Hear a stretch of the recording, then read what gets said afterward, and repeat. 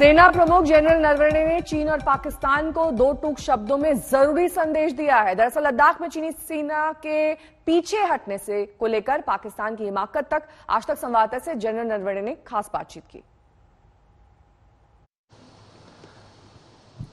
लद्दाख सरहद पर पिछले एक साल से ज्यादा वक्त से भारत और चीनी सेनाएं आमने सामने खड़ी थी, लेकिन अब दोनों सेनाएं अपनी जगहों पर वापस लौटी हैं।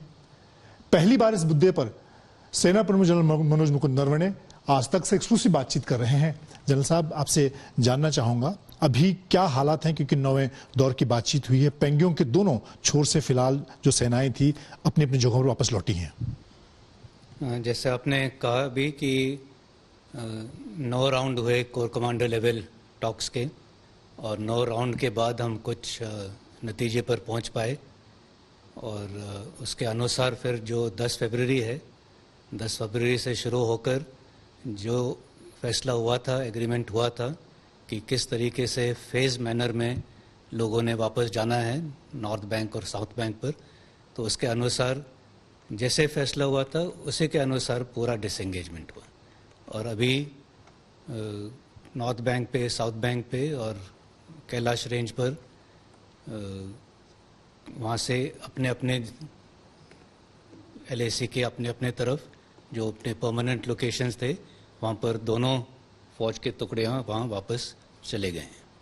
और इससे जो LAC पर टेंशन हो गया था वो काफ़ी हद तक क्यों वो पूरे तरीके से अभी निकल गया है। और क्योंकि फौज अभी आमने सामने नहीं है तो कोई ऐसे इंसिडेंट होने का भी जो खतरा था वो भी टल गया है।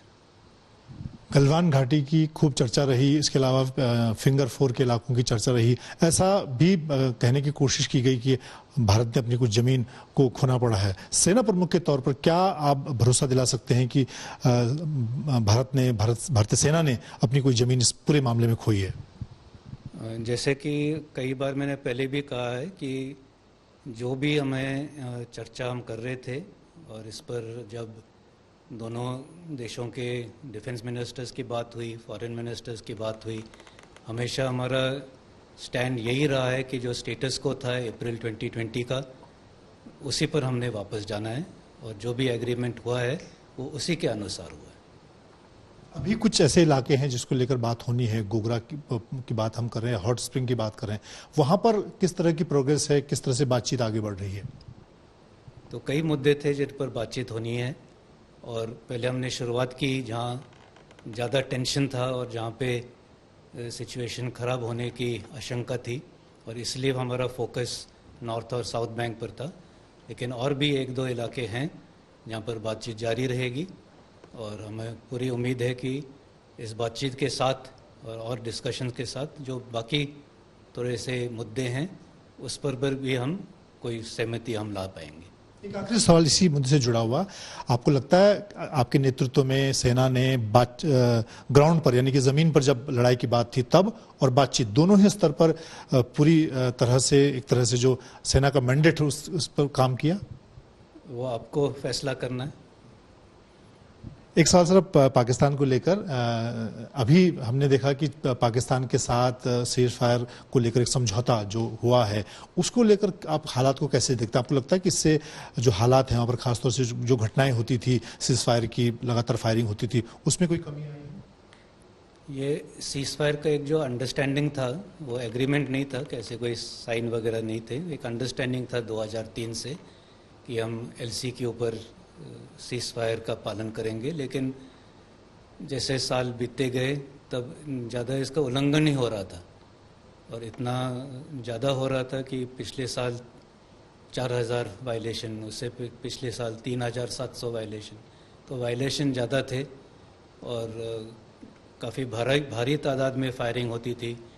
आर्टिलरी का भी फायरिंग होता था, मोटर्स का भी फायरिंग होता था, और इससे कोई मतलब किसी भी साइड को कोई फ़ायदा नहीं था, बल्कि दोनों साइड पर जो सिविलियन पॉपुलेशन थे, आबादी थी, उन्हीं को ज़्यादा नुकसान हो रहा था। और इसके वजह से जो आम नागरिक था वो अपना जो है कामकाज नहीं संभाल पा रहा था। इसलिए ये एक बहुत अच्छा कदम है कि हम फिर से हमने सीज फायर का पालन करने का फैसला लिया है और दोनों डीजीएमओस के बीच बातचीत हुई और उसके अनुसार 25 फरवरी से ये फैसला किया गया कि सीज फायर का पालन होगा।